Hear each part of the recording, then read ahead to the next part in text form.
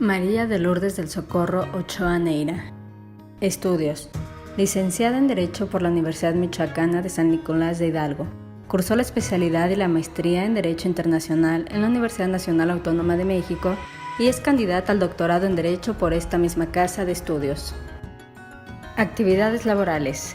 Entre los cargos más importantes que ha ocupado destacan Directora de Auxilio Judicial Internacional en la Dirección General de Asuntos Jurídicos, Directora de Permisos, artículo 27 constitucional en la Dirección General de Asuntos Jurídicos de la Secretaría de Relaciones Exteriores, Jefa de Adopciones del Sistema Nacional para el Desarrollo Integral de la Familia. Actividades académicas. Como docente, ha impartido la asignatura de Derecho Internacional Público y Privado en la Universidad de las Américas, en la Universidad Intercontinental, en la Universidad Autónoma de Durango y en la Universidad Nacional Autónoma de México. Ha participado como ponente en diversos cursos de Derecho Internacional, Condición Jurídica de los Extranjeros en México, Derecho Consular Mexicano y Cooperación Procesal Internacional. Cooperación Procesal Internacional. ¿Qué es lo que se pretende con la cooperación procesal internacional?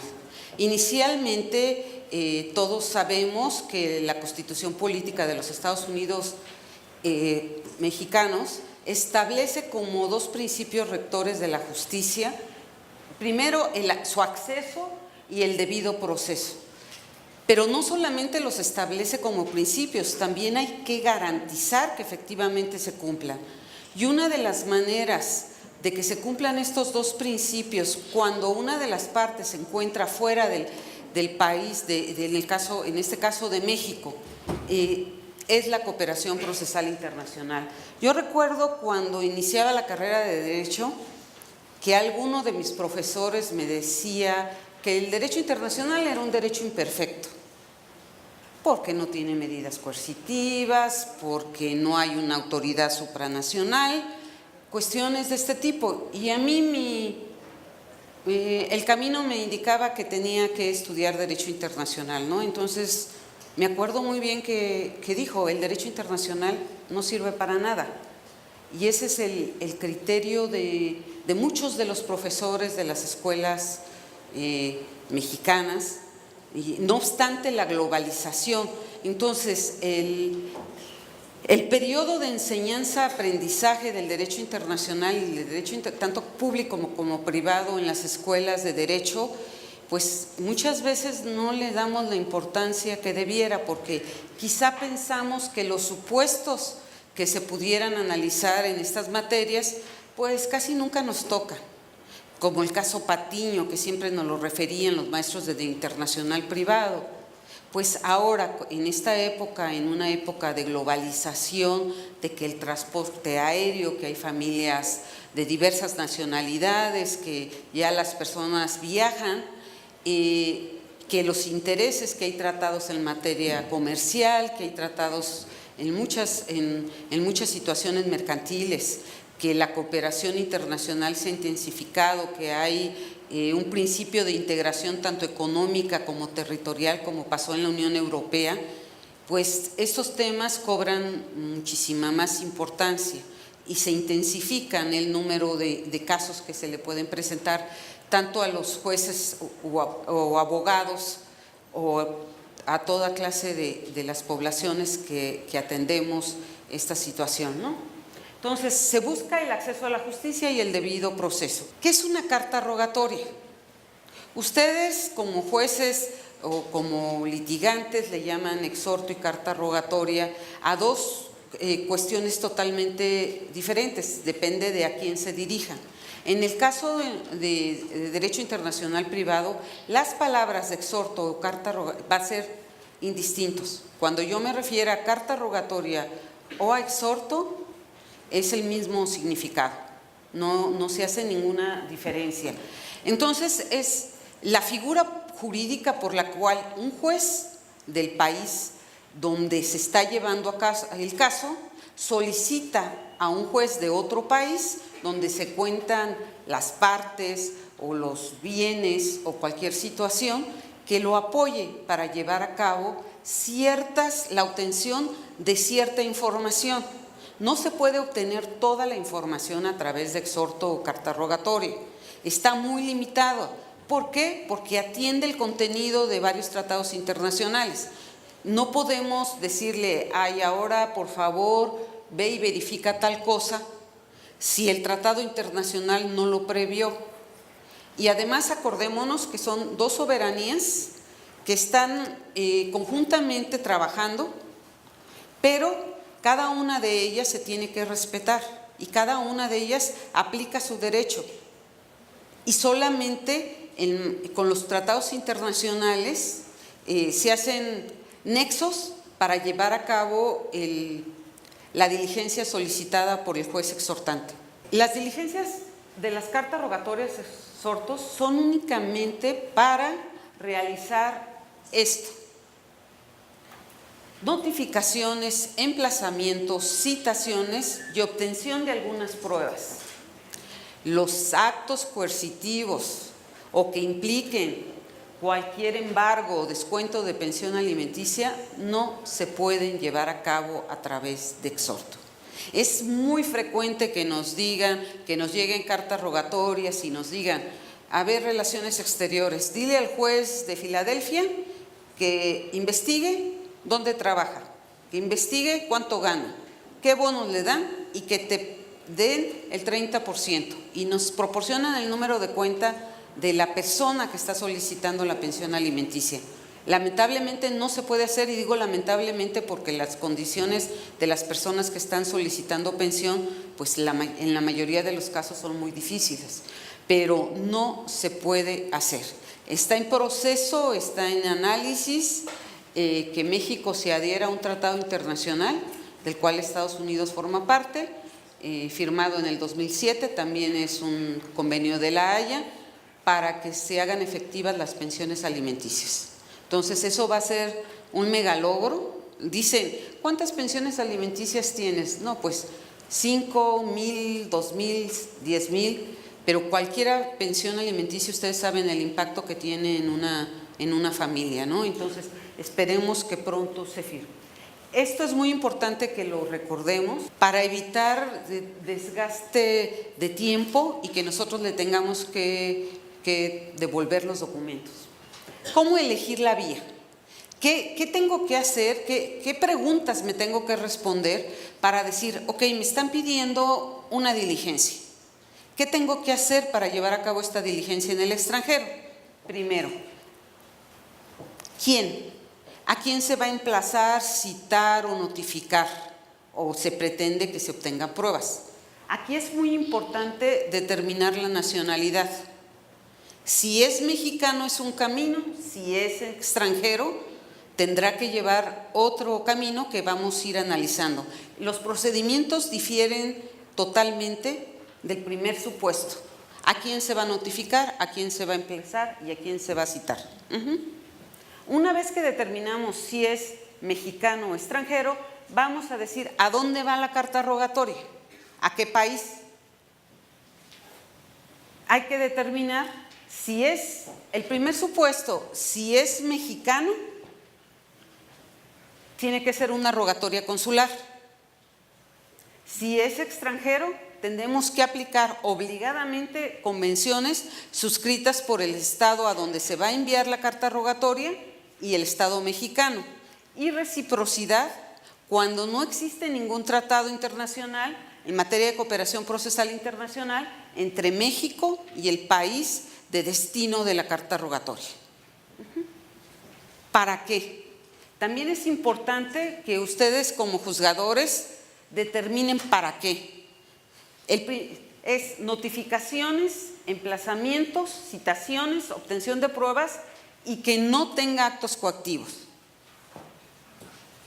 El llenado de las solicitudes de diligencia le corresponden al juzgado exhortante, no a los abogados postulantes. Y esto es algo que vemos muy frecuentemente porque los abogados postulantes o el pasante llegan a la secretaría y nos dicen, tú dime cómo llenarlo. Ok, con mucho gusto te puedo ayudar, pero esto es una situación que el juez que está conociendo, que está llevando el caso, lo tiene que llenar. y lo tiene que llenar conforme a derecho, no conforme a lo que soliciten los interesados. Yo sé que hay unos abogados o gente muy insistente que dice, quiero que se haga esto y quiero que se haga lo otro. Oye, pero te lo van a devolver porque no procede, tú hazlo. No tiene caso porque no está pegado a derecho. No hay convenciones internacionales que lo respalden, no se puede llevar a cabo porque implica un acto coactivo. Las principales convenciones en materia de cooperación procesal internacional, en materia de exhortos y cartas rogatorias, dicen no sirven para actos coactivos, no se pueden llevar actos coactivos.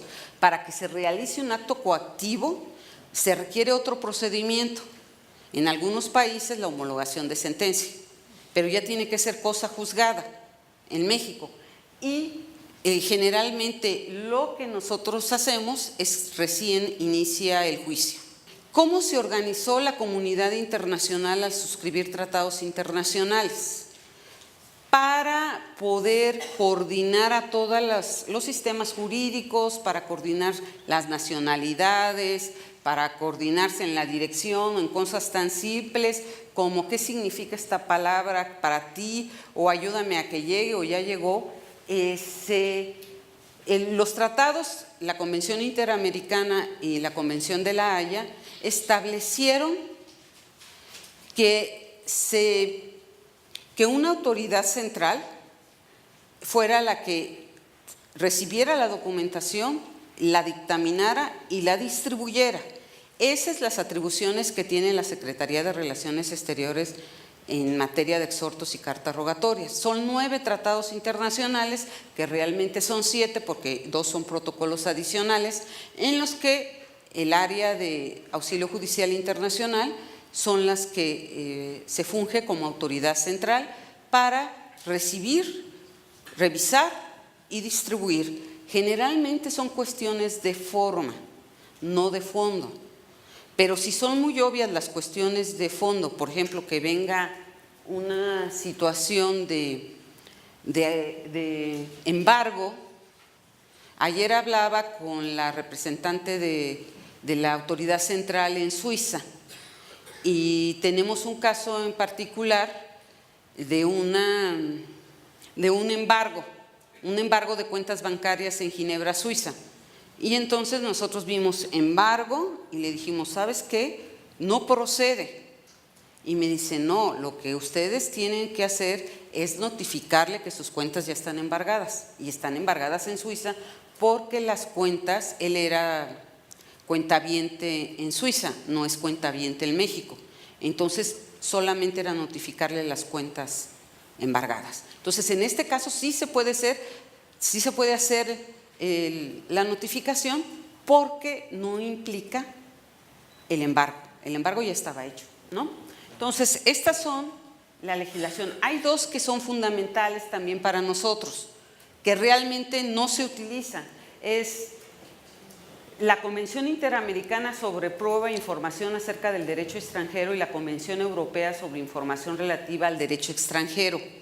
Es muy frecuente que nos pidan, dime qué ley era aplicable en la fecha en que Sutano y Mengano contrajeron matrimonio en el estado de tal y su régimen patrimonial. En este caso se podría aplicar. Lo que nosotros hacemos es consultar al consulado. El consulado, a su vez, hay abogados que trabajan pro bono en los consulados mexicanos y son los que nos pueden dar la información.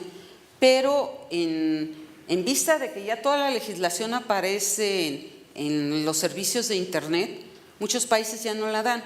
Es como cuando nos piden, dime la vigencia del Código Civil en el estado de Tabasco. Lo que hacemos es buscar la página de la Gaceta Oficial y ahí buscar cuál no fue la vigencia, pero quieren certificado. Entonces, estas son las variables con las que nos estamos enfrentando y hay que incorporar las nuevas tecnologías a nuestro trabajo, ¿no? Las vías para hacer las diligencias son 3.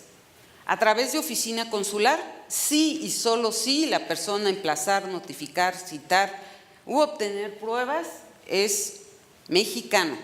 Puede ser mexicano por nacimiento, puede ser mexicano por naturalización, y podemos ampliar el concepto de nacionalidad a los hijos de mexicanos nacidos en el extranjero. La ley, podemos abrirla un poquito más, la ley de nacionalidad, para que también los nietos nacidos en el extranjero de mexicanos puedan ser considerados mexicanos. ¿Por qué el interés? Porque una gran parte de los exhortos o cartas rogatorias, las comisiones rogatorias, el 90% se van a los Estados Unidos. Entonces, la mayoría de nuestros paisanos tienen intereses, dejaron intereses en México. Entonces, ¿cómo los podemos notificar? Bueno, a través de una representación consular, que simplifica mucho porque es en español, no requiere ni traducción ni apostilla. Ustedes como jueces le ordenan al cónsul de México hacer la diligencia siempre y cuando esté en estos supuestos. No requieren hacer muchas cosas, lo que sí necesitan tener es paciencia, porque a pesar de que los cónsules son muy eficientes y son muy trabajadores, lo digo con todo el respeto a cada uno de los cónsules de México, tienen una carga de trabajo exorbitante. Y ahorita lo vamos a hacer cuando analicemos las circunscripciones consulares. El principio de reciprocidad internacional es cuando en el país, en México y el país a donde va dirigida la carta rogatoria exhorto, no tienen suscritos un tratado internacional. Es lo más laborioso porque aquí sí se requiere traducción, apostilla y legalización o legalización. Y los tratados internacionales, que es la Convención Interamericana y la Convención de La Haya. Vamos a analizar las comisiones rogatorias consulares. La comisión rogatoria es el medio de comunicación mediante el cual una autoridad jurisdiccional le solicita a miembros del Servicio Exterior Mexicano el desahogo y el cumplimiento de una diligencia. Aunque pudiera decirse que es un exhorto, los cónsules no son una autoridad jurisdiccional, son coadyuvantes de una autoridad jurisdiccional. Entonces, es una comisión, porque, entre comillas, es una orden que un juez mexicano, por orden le da a un cónsul de México que está en el exterior y cuya está en el exterior, en un país soberano y está de visita. Entonces tiene ciertas restricciones para hacer cualquier diligencia.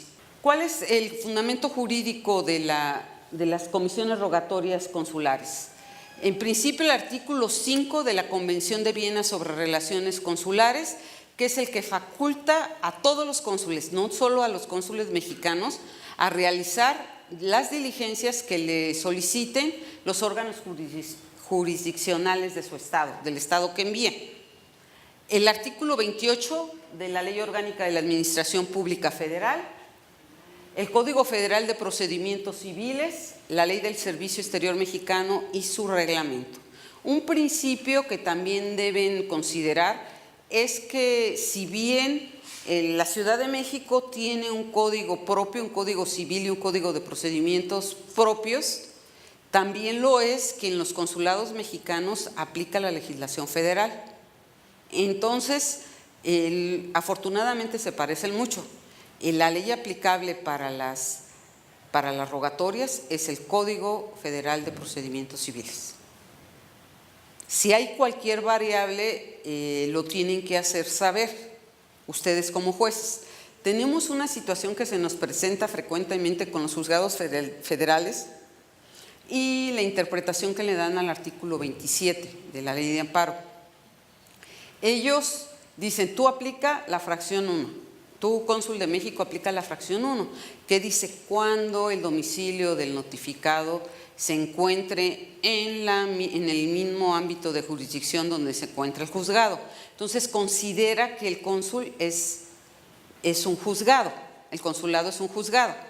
Esa es la interpretación que le dan en la fracción primera, y realmente el consulado no es un juzgado y tiene ciertas limitantes. Entonces tiene que hacerlo con fundamento en la fracción 2, y es la que nos remite a la aplicación del Código Federal de Procedimientos Civiles.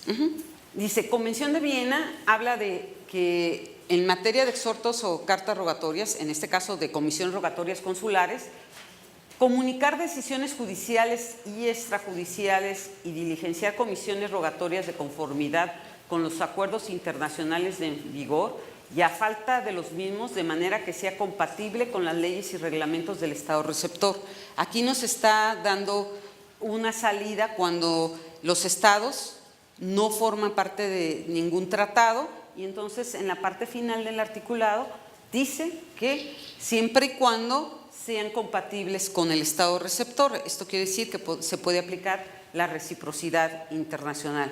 Hay que ser muy claros, comunicar decisiones judiciales y extrajudiciales y diligenciar comisiones rogatorias. Las comisiones rogatorias son para nacionales mexicanos en este caso, y comunicar decisiones judiciales y extrajudiciales también solo a mexicanos. El concepto de judiciales y extrajudiciales puede ser muy variado, porque podemos no solamente órdenes de un juez, sino también órdenes de un órgano interno de control, de la Secretaría de la Función Pública, del Seguro Social, del Instituto Nacional Electoral, de Petróleos Mexicanos, sus órganos de control, órganos punitivos iba a decir, pero también se pueden hacer del conocimiento, ¿no?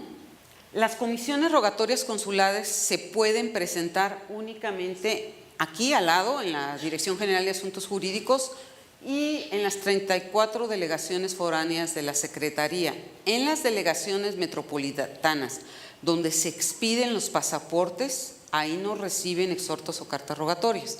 Toda la zona metropolitana o la zona de la Ciudad de México se reciben aquí al lado en planta baja. Les hablaba de cuáles son las limitantes de un consulado para llevar a cabo las notificaciones.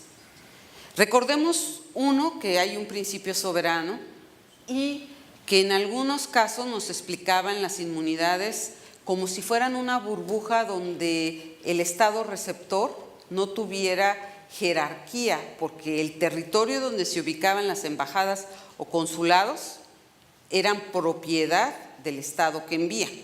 Esto no es así. La propiedad sigue siendo donde está la Embajada de Estados Unidos, la Embajada de Estados Unidos la compró, pero el territorio sigue siendo mexicano. Pero sí tienen una especie de burbujita donde nadie puede llegar y tocar y exigir, poner términos, poner multas y ordenarles que hagan cualquier tipo de diligencia. Todo eso, la puerta para solicitar algún tipo de información a las embajadas y consulados acreditados en México es la Secretaría de Relaciones Exteriores, de conformidad con el artículo 41 de la de la Convención de Viena sobre Relaciones Diplomáticas. Entonces, ninguno de los jueces puede decirle a la Embajada de Estados Unidos: embajada, contéstame en 5 días porque si no te voy a imponer una multa. ¿A quién le van a fincar la multa? Tuvimos el caso de un juez, no es de aquí por supuesto, que envió una carta rogatoria, primero 2 telegramas al consulado de México, no, a la Embajada de Chile en México. Le puso 2 telegramas y le dijo: contéstame porque te voy a multar. Y luego le envió un oficio. Entonces ya el consulado le contestaba: no te puedo atender, no te puedo atender, así de manera muy discreta. Total, nos llegaron todas los telegramas y todo, y ya le informamos al juez que pues no podía hacer eso, ¿no? Un juez federal. Entonces ya le tuvimos que explicar que no debía por la inmunidad y tal. ¿Y entonces qué hago? Bueno, tienes que fundamentarle en la Convención Interamericana sobre Exhortos. No es que se tarda mucho, se te va a tardar más si llegas a una puerta y está cerrada. La otra es una puerta que tiene un camino largo, pero está abierta. Estas son las circunscripciones consulares. Es el territorio atribuido a una oficina consular para el ejercicio de las funciones consulares. Hagan de cuenta que China está dividido en 4, que no es así, pero bueno, que está dividido en 4. En esta parte está el Consulado de México en Hong Kong. solo puede tener circunscripción de ahí. Si llega, y además se establece cuando México llega a China y le dice voy a abrir el consulado de Hong Kong, ¿qué circunscripción tengo que tener? O te propongo que sea A, B, C y D. Y le dice el Estado receptor, no, nada más A, B y C. Entonces se lo acortó hasta acá. Es un convenio que celebran el Estado que envía y el Estado receptor. Y depende, la propuesta de México depende qué negocios hay aquí, cuántos nacionales mexicanos hay acá. Bueno, aquí está Hong Kong, es un puerto comercial muy importante, entonces México sí requiere tener una representación y aquí abrió otra. Bueno, aquí hay una zona comercial importante y aquí también abro una zona. El territorio de China es uno de los países más grandes y México tiene 4 representaciones. Una, que es la embajada, que hay una sección consular, que es la que hace las comisiones rogatorias, y 3 consulados generales. La red consular mexicana es de las más importantes del mundo. Ningún país tiene tantos consulados en otro país como México, ningún estado, absolutamente nadie, así se trate de potencias mundiales, no tiene, porque la diáspora de nuestros connacionales es uno de los factores migratorios más importantes del mundo. Se dice en algunos casos que hay 13 millones de connacionales en los Estados Unidos. Para algunos, como son mexicanos de primera, segunda y tercera generación, dice que son 26 millones de mexicanos, de personas de origen mexicano que viven ahí. Entonces, esa es la importancia de la red consular de México. México tiene en los Estados Unidos 51 consulados y solo en el estado de California tiene 10 consulados, por la cantidad de población de origen mexicano que vive ahí. Entonces, si su carta rogatoria va a California, dado que son 10 consulados, es que está dividido el estado de California en 10, pues quizás sea más rápido que una carta rogatoria que se va a enviar a China, por la cantidad de territorio que supervisa un consulado, ¿no? ¿Qué principios rigen las rogatorias consulares? Solo a mexicanos. ¿Quiénes son mexicanos? El artículo 3 de la Ley de Nacionalidad lo establece. Cuando pidan una comisión rogatoria tienen que acreditar la nacionalidad mexicana de la persona que se va a notificar, a emplazar, a citar en otro país. Aquí en el caso de Estados Unidos, ustedes tendrán que acreditar o decir que se presume 100% que es mexicano de algún modo u otro. El artículo 3 de la Ley de Nacionalidad habla de quiénes son mexicanos y cómo se acredita la nacionalidad mexicana. La credencial del INE, la credencial no es comprobante de nacionalidad mexicana. Sí lo es un documento que quizá ustedes lo tengan a la vista muy poco, que se llama la matrícula consular. La matrícula consular sí es un documento de identidad y es un documento de nacionalidad. Quizá un paisano que vive en Estados Unidos se identifique con ustedes con la matrícula consular, con pasaporte, con el acta de nacimiento. En matrícula consular son los documentos para ser mexicano. No se pueden utilizar medidas coercitivas. Acordémonos que el consulado está de visita en otro país y no puede presionar a otra persona a que cumpla lo que un juez mexicano dijo. No puede hacer uso de la policía, no es un actuario que le diga a los del MP y a los policías, acompáñame porque voy a hacer un embargo, acompáñame porque voy a recuperar a un niño que han sustraído. No hay ese atributo. Un consulado no puede dirigirse a la policía y ayúdame a hacer una notificación. Todas las notificaciones deben ser voluntarias. Y la experiencia es igual que la de un actuario en México. Se tienen muchas dificultades, que toca y no le abre, que toca y se le esconde, que toca y no vuelven, que le sacan los perros, que le sacan la pistola. Pero acá le dicen, voy a llamar a la policía, porque tú estás invadiendo mi intimidad. Igual no lo dejan entrar a los edificios, a los condominios. Tuvimos el caso de un neurocirujano muy importante que era deudor. Lo fueron a notificar y casi llegó la policía porque dijo, bueno, el cónsul lo voy a notificar por instructivo, y llegó la policía para decirle que estaba tirando basura. O sea, son otras situaciones, son otra realidad.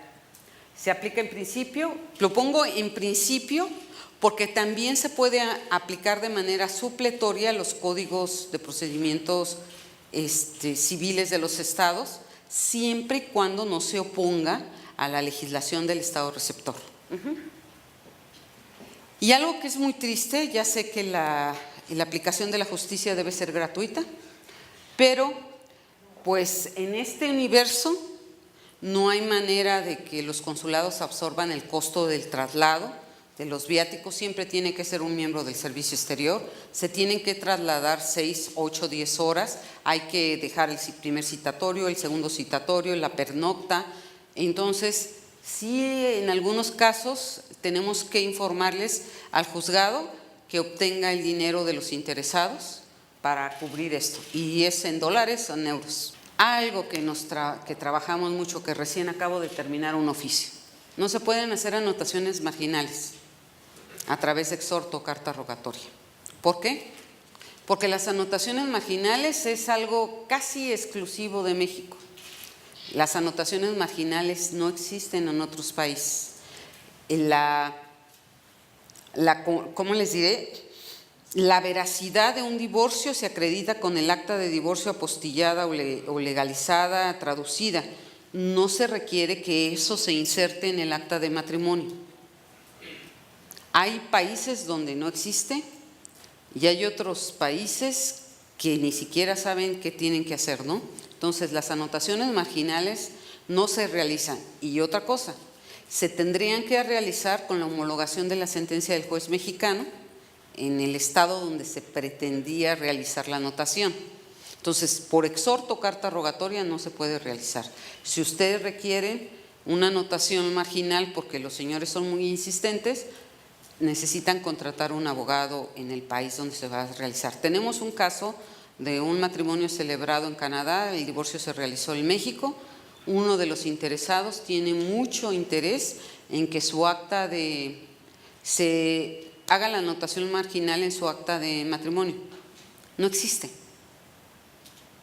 Y insiste, y es la quinta carta que le escribe al presidente de la República para que le digamos cómo hacerlo. Pues si no existe el procedimiento, y eso hay que tenerlo muy en cuenta. No tenemos que asemejar las figuras del derecho mexicano a las de otro país. Por eso los tratados internacionales son tan simples. Nada más A, B, C y D. No podemos hacer interpretaciones del derecho extranjero, ni muchas cuestiones, y siempre respetando la soberanía del país donde se va a desahogar la diligencia. Los tratados internacionales, hay uno que establece notificación, citación y emplazamiento. Es la Convención de La Haya sobre la notificación o el traslado en el extranjero de documentos judiciales o extrajudiciales en materia civil o comercial. También hay que tratar de entender esto de documentos judiciales o extrajudiciales. Las diferencias pueden ser enormes en cada uno de los países que suscribió este documento. En materia civil o comercial, por ejemplo, en los Estados Unidos es civil todo lo que no sea penal. Entonces, lo administrativo también entra en el marco de lo civil. Lo penal sí está muy claro que es penal, pero todas las otras áreas, las otras materias del derecho entran en civil. Las convenciones internacionales, para facilitar el lenguaje entre las diferentes autoridades centrales y los diferentes jueces, diseñaron unos formularios modelo. No hay tiempo para revisarlos de manera… El formulario modelo viene en inglés y en francés en este caso. Se tiene que llenar en español, en el caso de que cualquiera de ustedes quiera un exhorto o carta rogatoria. Pero además de eso, los espacios que se llenan son similares a todos los formularios. Entonces, si ustedes ven este espacio, van a decir, ah, sí se notificó, ah, no se notificó, sin requerir la traducción. Entonces, es homologar el lenguaje en todos los países que forman parte de las convenciones. Todos ven en francés, en inglés, se tiene que hacer en español en el caso de México y en chino si requieren una rogatoria que vaya a chino. El llenado tiene que hacerlo la autoridad requirente. La autoridad requirente son los jueces mexicanos, no los abogados postulantes. A mí me preocupa que algunas veces llegan los abogados postulantes con las cartas rogatorias. Y aunque vienen cosidos, digo, igual pudieron haberle cambiado alguna situación, algún plazo o cualquier cosa. ¿Cómo lo acreditamos nosotros? Nosotros actuamos de buena fe. Entonces, ojalá que nos los pudieran hacer llegar directamente. O sea, las autoridades centrales revisan que se cumplan las formalidades establecidas en los instrumentos internacionales y que no se violente el orden público. ¿Qué es el orden público? En el caso de México, ¿cómo se podría violentar el orden público? Tuvimos el caso de una solicitud que venía de Argentina. Pedían que una empresa muy importante mexicana, que es una sociedad anónima, se extinguió una filial en Argentina. Entonces querían que los socios mexicanos de la empresa mexicana que había creado la filial respondieran sobre las deudas que había tenido la filial argentina de una empresa mexicana. Entonces, un juez de lo mercantil atinadamente nos decía que esto iba contra el orden público, porque en México el capital social de una sociedad no implica las propiedades individuales de cada uno de los socios. Entonces, eso era ir contra el orden público mexicano. Y habría que analizar, pareciera que la carta rogatoria venía bien fundamentada, venían bien llenados los formularios y decían, bueno, infórmales que te vamos a embargar, infórmales, no voy a embargar, porque a las propiedades de 6 personas en México, pero era respecto a su propiedad individual, no era respecto a sus acciones. ¿Qué tienen que agregar a una carta rogatoria? Además de los formularios modelos, es igual o muy parecido a lo que ustedes hacen. Tienen que agregar el auto que ordene la diligencia. Por favor, que sea el último auto, que no se refieran al auto A, al auto B, al auto C, al auto D, y luego digan, el auto que tienen que hacer efectivo es el auto A. Y el auto A es del año 2014 y el auto D es de 2017 y ya no se supo dónde. Así como ustedes no me entendieron, así no entendemos cómo es el auto. Entonces, por favor, nada más, si es posible, remítanse al último auto donde ordenen realizar la diligencia, ya sea comisión rogatoria o ya sea un exhorto o carta rogatoria. ¿Por qué? Porque sale más barata las traducciones y es mucho más claro. Recordemos que se va a ir a un país extranjero y que el lenguaje, aunque sea español, muchas veces no es el mismo. Simplemente el lenguaje rebuscado que utilizan algunos jueces o algunas personas es mucho más difícil traducir, es mucho más difícil entender en otro país. Entonces, una recomendación es que utilicen un lenguaje sencillo, llano. Sí, ustedes tienen que utilizar términos jurídicos, pero que no le pongan fórmulas de cortesía, así es como una firma muy garigoleada. No, nada más firmen con su nombre. La demanda, el nombre de la persona que solicitan se notifique, emplace o cite, y el domicilio. No se hace en ninguna convención internacional, se hacen búsquedas de domicilio. No se puede, es como si a ustedes le pidieran a ver, búscame el domicilio de sutano de tal. Ustedes tienen que efectuar la consulta al INE, la consulta a Teléfonos de México, la consulta, no sé a quién más. Pero esa situación no se presenta en otros países. Estados Unidos, por ejemplo, nos ha manifestado que son datos confidenciales y que no nos los pueden dar a conocer. Y además que no hay un registro único de población en los Estados Unidos. Entonces es poco menos que imposible que se busque a una persona en otro país. Entonces, el interesado en realizar la diligencia tiene que proporcionar el domicilio cierto, claro, conforme a los usos y costumbres del país donde va a surtir efectos. Porque a veces nos suena que nos ponen los domicilios incompletos o los domicilios inventados para que nunca se localice esa persona. Porque ahora con el buscador de cualquier compu, usted entra y ve si existe o no existe, si existe la numeración o no existe la numeración, si era el número 33 o era el número 35.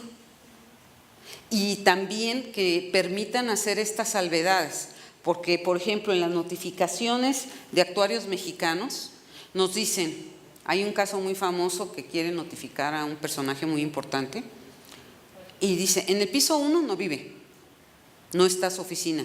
Bueno, ya lo regresamos y nos dijeron, piso 1, piso 2, piso 3, piso 4, piso 5, piso 6, hasta el piso 12.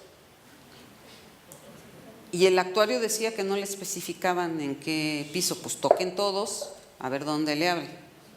Era una empresa que utiliza, bueno, que tiene un mega edificio y se llama ABCDFG y resulta que la notificación era ABCDFG. Le faltaba una letra y el actuario decía, es que no es la misma persona moral. En términos de la legislación mexicana, efectivamente no es la misma persona moral. Pero déjenme utilizar una que no sea tan comprometedora. El pollito feliz. El pollito azul, ¿no? Era uno que utilizábamos en sociedades. El pollito feliz, pues es totalmente diferente a una sociedad que se llame el pollito azul. Ahí sí hay una variable, pero si ponen el pollito feliz, sociedad de responsabilidad limitada con SADCB, el régimen jurídico no hace ninguna diferenciación, entonces sigue siendo la misma persona moral. En el caso de México, quizá en otros países sea diferente, o que un juez en México, el nombre de la persona, la señora se llama, esto fue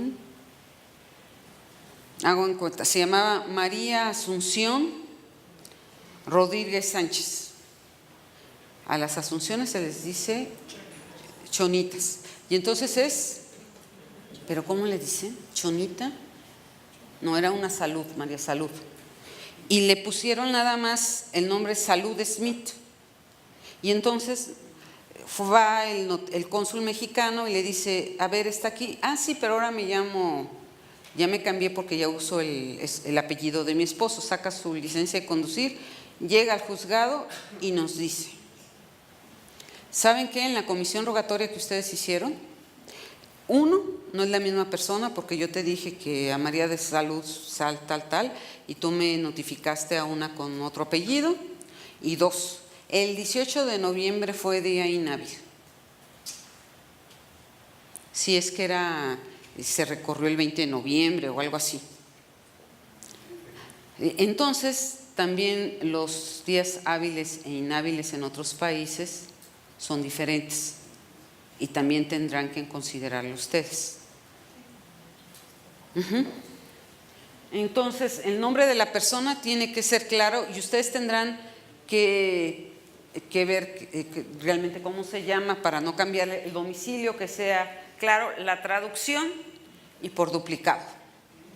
Siempre preguntan si tiene que ser por perito autorizado.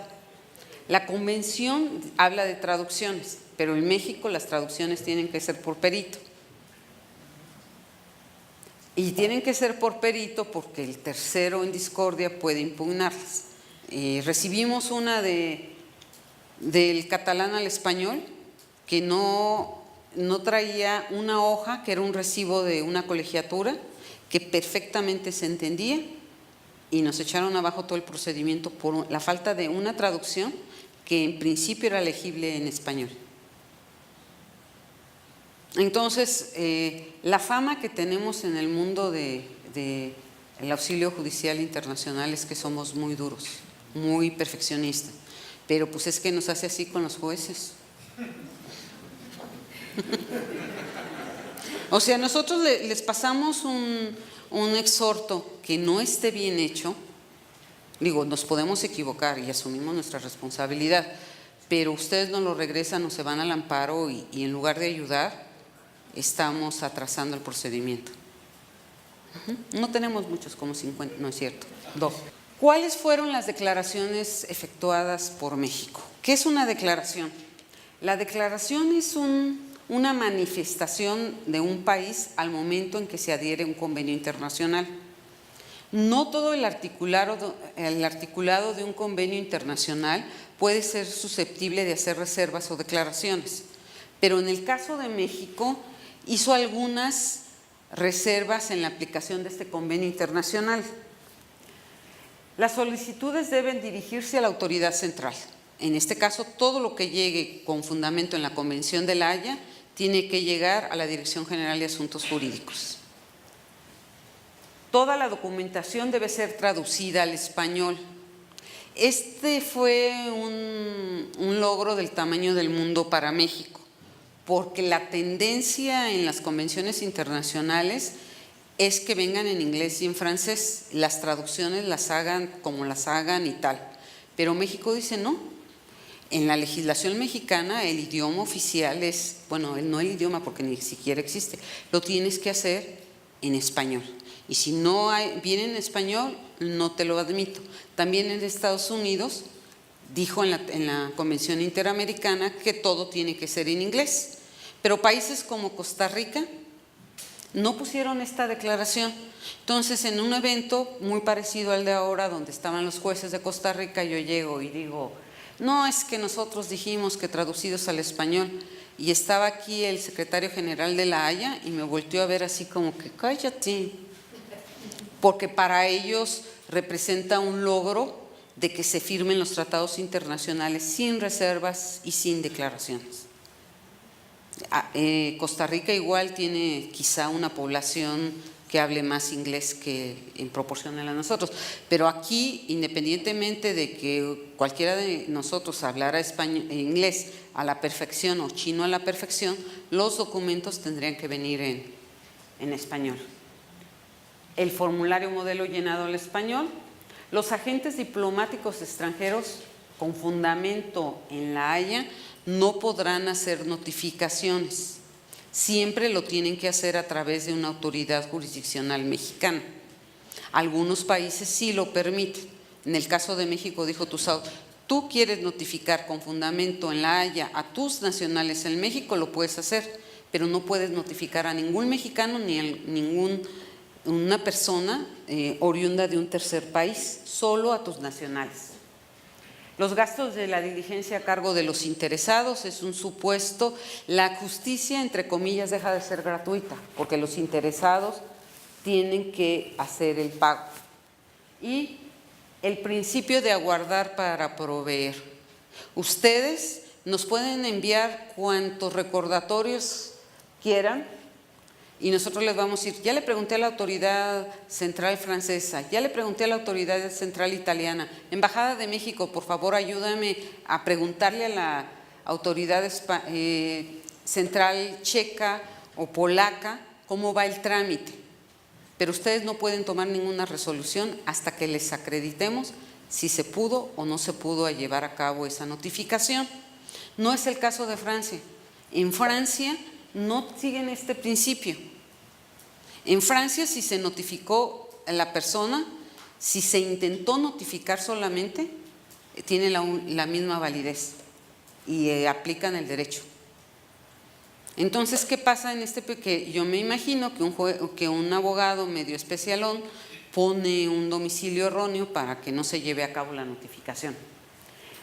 Y hay un documento que se llama certificado de cumplimiento, que es el documento más importante de toda la carta rogatoria.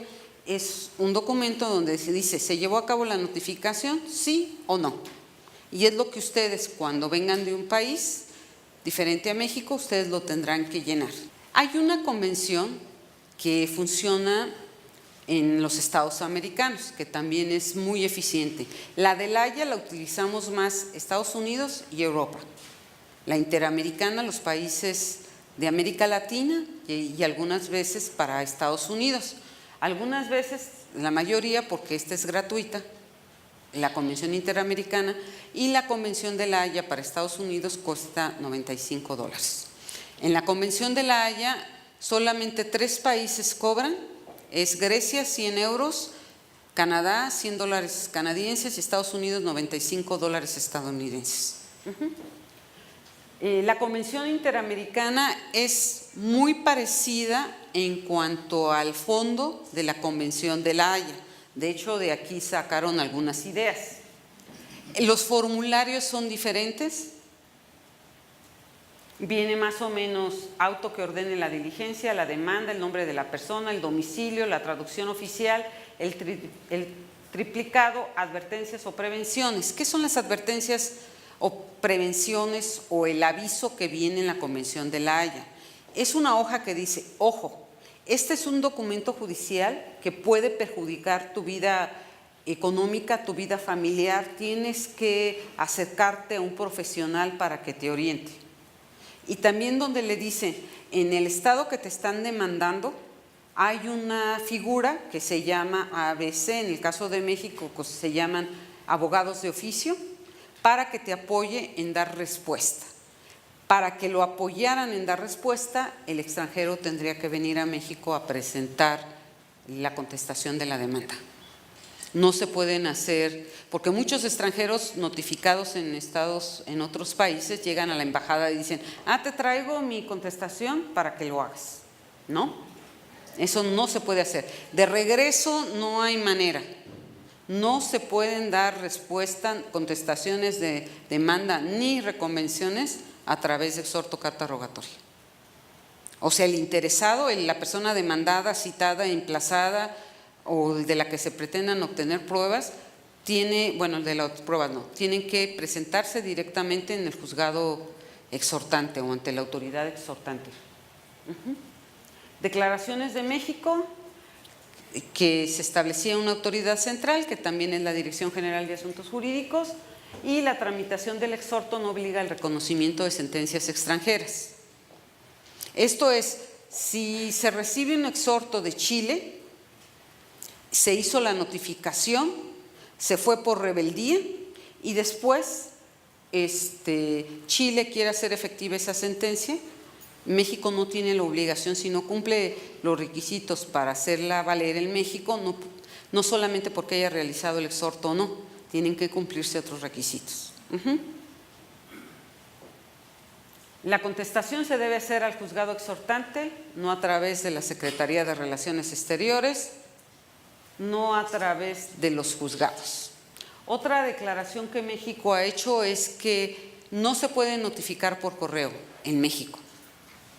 O sea, todas las notificaciones tienen que llegar a través de una autoridad judicial. En Estados Unidos es muy frecuente que las demandas lleguen por correo y que los despachos de abogados de los Estados Unidos envíen a la persona aquí, ahí te va tu demanda de divorcio, fírmala y regrésamela. En este caso, igual las personas afectadas pueden acercarse a ustedes y les pediría que les sugieran, acudan con nosotros para nosotros devolverle los documentos al juez exhortante y decirle que México tiene una declaración en esta materia, que no se pueden hacer ningún tipo de notificación a través de correo. Son los 2 tratados internacionales en materia de notificación. Ahora vamos a revisar muy someramente los tratados internacionales en materia de obtención de pruebas. En la Convención de La Haya sobre la obtención de pruebas en el extranjero en materia civil y comercial hay que desglosar ¿Cómo se hace una carta rogatoria internacional? Pues más o menos con un lenguaje más simple, decir nada de señoría, juez y tal. Juez que corresponda, juez tal, autoridad central que corresponda. Si ustedes desconocen a qué autoridad central va a ir, con que ustedes pongan autoridad central que corresponda. No hay juez competente y las convenciones no aplican a través de los consulados, son totalmente independientes. Si ustedes eligen la vía consular, siguen un camino, solo la vía consular. Si existe en la Convención de la Haya, solamente Convención de la Haya o solamente Convención Interamericana. No pueden fundamentar una carta rogatoria en estas tres supuestos, en uno solo. Entonces, en la obtención de pruebas, ustedes desglosan más o menos la misma estructura de su exhorto y hablan de la autoridad requirente, va a ser juzgado civil 36 civil o juzgado séptimo familiar. Autoridad requerida, aquí ustedes tienen que poner autoridad central del estado donde va a surtir efectos la carta rogatoria. Identidad y dirección de las partes o sus representantes. Naturaleza y objeto de la demanda, exposición sumaria de los hechos, pruebas que hayan de obtenerse. Este artículo lo tienen que desglosar, o sea, autoridad requirente, juzgado tal del tribunal de tal parte. Autoridad requerida, juez competente, juez que corresponda, o autoridad central, o juez que corresponda a través de la autoridad central. Identidad y dirección de las partes o sus representantes. Aquí, ¿de quién quieren obtener pruebas? O si es una sociedad, que muchas veces lo que quieren es saber cuánto gana y tal el señor que trabaja en General Motors en Estados Unidos. Naturaleza y objeto de la demanda. ¿Por qué están demandando? ¿Por qué se pretende obtener las pruebas? Y una exposición sumaria de los hechos con fecha tal, tal, tal, se presentó la demanda y tal, pero muy cortito el articulado que ustedes hagan. Y definir qué pruebas han de obtenerse. Algo que es muy importante es que cada estado, que es nuestra contraparte, establece sus propias reglas para recibir las notificaciones y para recibir todos los documentos que nosotros lo hacemos. Nos enfocamos a los Estados Unidos porque el 90% de los casos es hacia Estados Unidos, yo creo, ya estoy, quizá 85% van a Estados Unidos. Entonces, el Departamento de Justicia de los Estados Unidos fue muy claro en especificarnos qué pruebas se pueden obtener y qué pruebas no. Entonces, se puede recabar un testimonio de una persona, pero que sepamos qué persona, dónde se encuentra, dónde se puede localizar.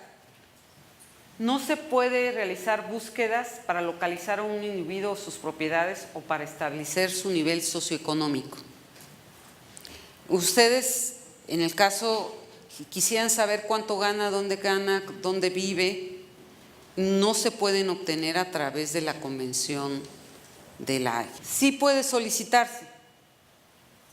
Si ustedes saben perfectamente que el deudor alimentario trabaja en General Motors en Detroit, Michigan, ustedes nos proporcionan el domicilio y se puede realizar la diligencia. Y ahí se puede pedir cuánto gana y si tiene cuentas. Pero las cuentas nos tienen que dar número de cuenta, sucursal, ubicación de la sucursal, para que se pueda llevar a cabo la obtención de esta prueba. No pueden solicitarse. Direcciones de individuos. A ver, Departamento de Justicia de los Estados Unidos, búscame dónde vive Pancho López. No se puede. ¿Cuántas propiedades tiene?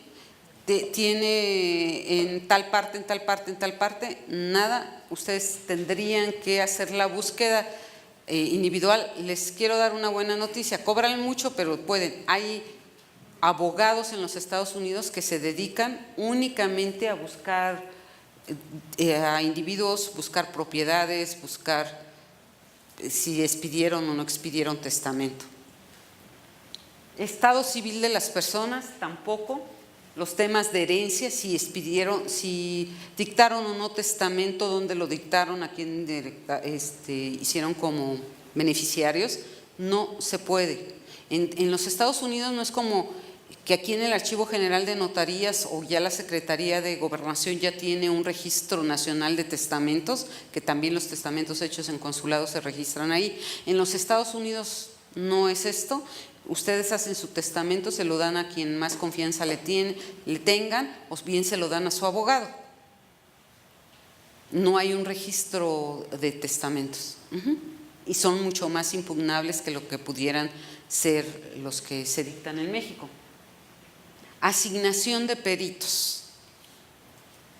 Esto es muy frecuente que digan, a ver, una posibilidad es que el cónsul de México, por favor te requiero que hagas un estudio socioeconómico y un estudio psicológico de los menores o de cualquier otra persona, ¿no? No se puede realizar, los cónsules no son peritos en trabajo social ni son peritos en psicología, y yo creo que un niño que es entrevistado por gente que no está debidamente preparada puede significarle un riesgo a su salud emocional. Entonces, lo que les pedimos es que a través de un sistema de videoconferencia se realice. Opiniones legales. Dime qué decía el artículo tal de tal fecha y cuál es el alcance y sentido del artículo. Esto cuesta, y cuesta mucho, y cuesta por hora. O sea, se tendría que contratar a un abogado en Estados Unidos, se sube a su compu y pone un marcador y empieza a avanzar, y él empieza a decir, bueno, en el año de 1965 la ley aplicable en materia hipotecaria era tal y su texto era tal y la interpretación es tal, y se llevó 1 hora, se llevó 2 horas, se llevó 3 horas, es lo que les va a costar. Entonces, a través de una obtención de pruebas, ya sea por comisión rogatoria consular o un exhorto o carta rogatoria, no se podría hacer, ni tampoco se pueden ejecutar sentencias. Son confidenciales y se necesita consentimiento. En algunas clases de pruebas hay que obtener el consentimiento de las personas que son propiedad de sus registros médicos, su declaración de impuestos y beneficios del Seguro Social, que es otro de los supuestos que al momento de las pensiones son muy recurribles y no se pueden realizar. En el convenio de La Haya sobre la obtención de pruebas hubo varias declaraciones de México. En el idioma español, los agentes diplomáticos es el mismo supuesto, no pueden realizar o obtener pruebas, excepto si se trata de sus connacionales. No procederá si el juicio no ha iniciado. Esto es todas las consideraciones preliminares o como se llamen en cualquier otro país, discovery se llaman en los Estados Unidos o en los países de habla inglesa, no se pueden hacer búsquedas para, con base en esos resultados, iniciar un procedimiento judicial. El procedimiento judicial ya tiene que estar iniciado, que los documentos estén identificados razonablemente, identificar la relación directa entre las pruebas. O sea, si queremos realizar una prueba de paternidad, ¿para qué queremos las cuentas? Primero acreditamos la paternidad y luego ya preguntamos por las cuentas. Podrán transmitirse a través de autoridad central, vía diplomática o consular o por vía judicial. Y hay su contraparte en la Convención Interamericana sobre Pruebas, que más o menos dice lo mismo, los formularios A y B, auto que ordene la diligencia, demanda, nombre de la persona, domicilio, tienen que venir por triplicado. La tramitación del exhorto no obliga al reconocimiento de sentencias extranjeras y se tienen que transmitir a través de autoridad central. Los sitios de interés donde ustedes pueden bajar o consultar los formularios modelos son estos. Para la Convención de La Haya son HCCH y para la Convención Interamericana es la OEA. Estos son los tan temidos formularios modelo, sin los cuales no se puede realizar ningún tipo de diligencias. Dice, anotar nombre y domicilio del tribunal o juzgado exhortante. Vamos a hacer un ejercicio de que en México va a ser un activo, va de México a otro país. Bueno, aquí va a decir juzgado 196 del Tribunal Superior de lo Familiar del Tribunal Superior de Justicia de la Ciudad de México. ¿Cuál es la autoridad central del país donde se llevará a cabo la diligencia?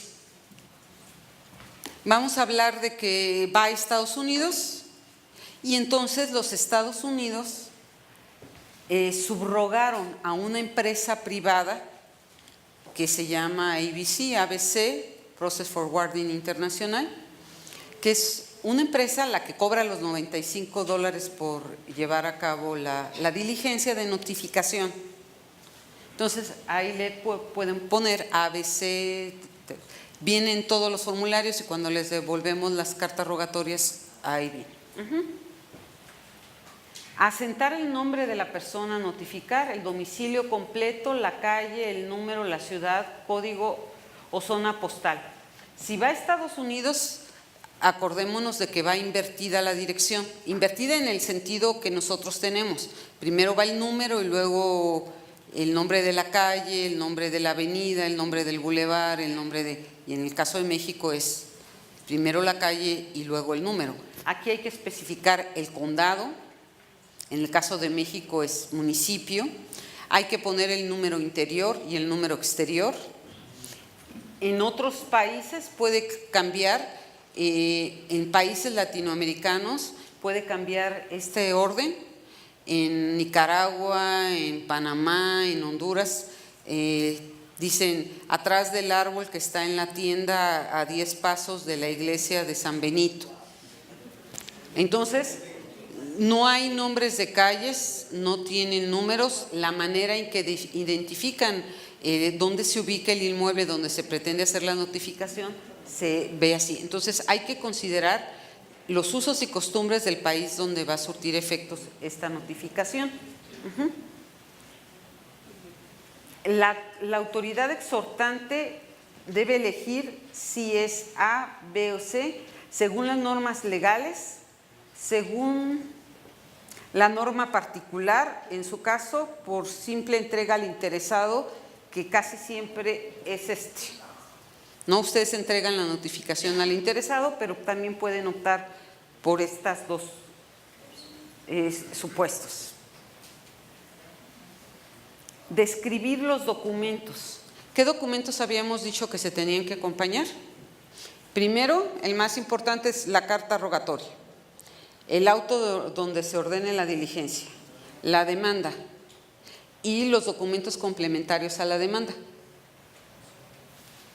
Esta empresa ABC lo que nos ha pedido es que los enviemos por CD todos los documentos, sobre todo de megaempresas que vienen hasta 43 cajas de documentos. Pero ustedes tendrían que garantizar que este CD no puede ser alterado. Hay una materia, los que saben de informático, que cierran para que ya no sea alterado este CD. Entonces también es una posibilidad que ustedes pueden tener, ¿no? Elementos esenciales del documento. Aquí habría que llenar algunos datos de aquí, el juzgado, identidad de las partes, quién está demandando, documento judicial, aquí se describe naturaleza y objeto del procedimiento, forma y lugar de comparecencia. Este documento, esta parte es muy importante, esta parte tiene que coincidir con los plazos que ustedes señalen en la demanda, porque hay muchas veces que no coincide. Que en la demanda dicen 15 días más 1 kilómetro por la distancia, 100 kilómetros por cada, ¿no qué? Un día por cada 100 kilómetros de distancia, pero las cuentas no le salen y en la demanda se dice una fecha y aquí se especifica otra. Y como va a otro país, la norma es que van a tomar lo que está considerado en el formulario modelo. Hoy estuvimos revisando una que habla, pero es una pasiva, una que viene de otro país hacia México, que nos están diciendo es que es 20 días siguientes, no, el lunes siguientes a cuando se cumplan los 20 días de la notificación, que es un plazo que se establece en Estados Unidos. O sea, se cumplen los 20 días un martes y el plazo termina hasta el próximo lunes. Y un juez mexicano nos dijo que no es claro. Pero habrá que ver por qué están diciendo eso y es otra legislación aplicable.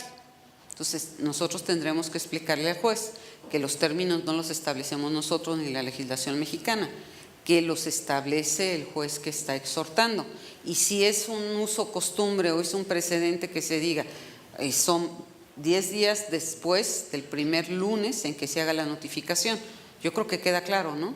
Si hoy me notifican, hoy es martes, se cumplen los 20 días y se cumplen en jueves y entonces mi plazo termina hasta el lunes siguiente.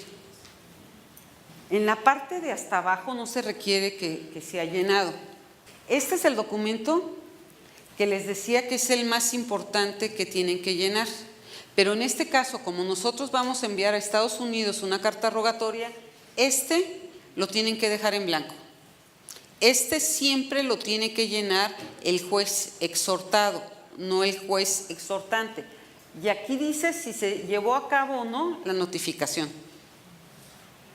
Por eso cuando ustedes vean un documento que viene del extranjero y esta parte no venga llena, no hay que devolver la carta rogatoria.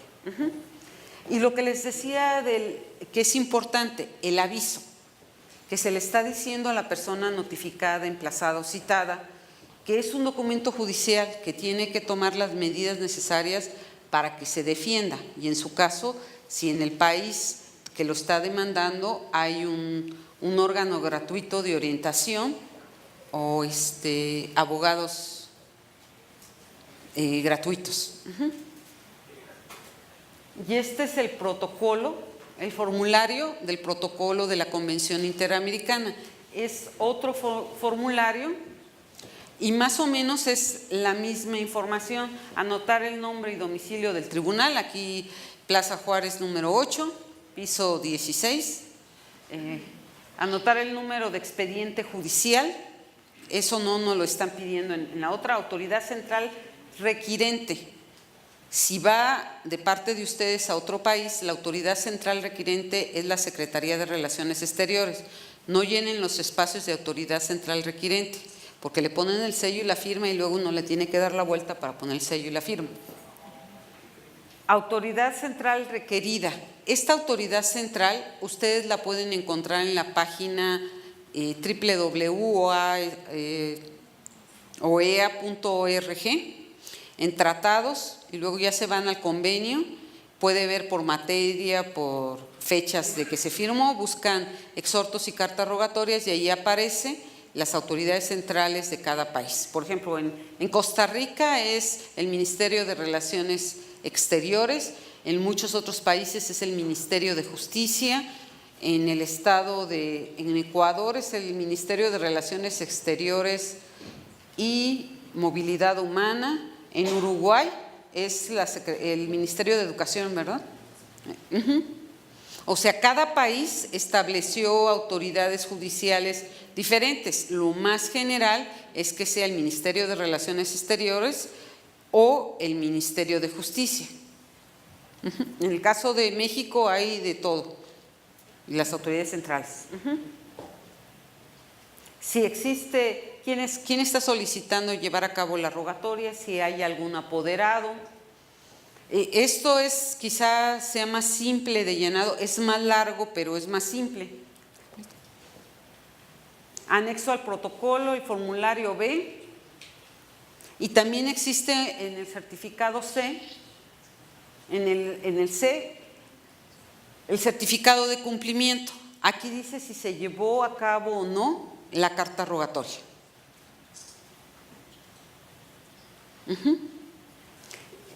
Gracias por su atención.